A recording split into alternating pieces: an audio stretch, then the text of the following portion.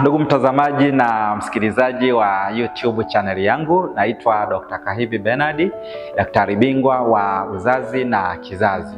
Kama unapenda masomo haya ninayoyatoa kupitia mtandao wa YouTube, basi usisahau kubonyeza kitufe cha neno subscribe ili uwe wa kwanza kupata kila video nitakayokuwa natoa kupitia channel yangu. Sasa leo tunaangalia maada inayosema mwanamke anapojifungua kwa njia ya upasuaji, je, anaruhusiwa kujifungua tena kwa njia ya kawaida?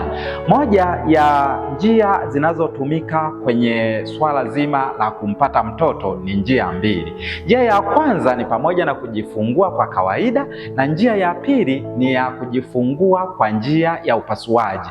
Njia hii ya kujifungua kwa upasuaji inafanyika tu endapo njia ya kwanza inapokuwa imeshindikana. Sasa, je, inaruhusiwa mwanamke kujifungua kwa kawaida?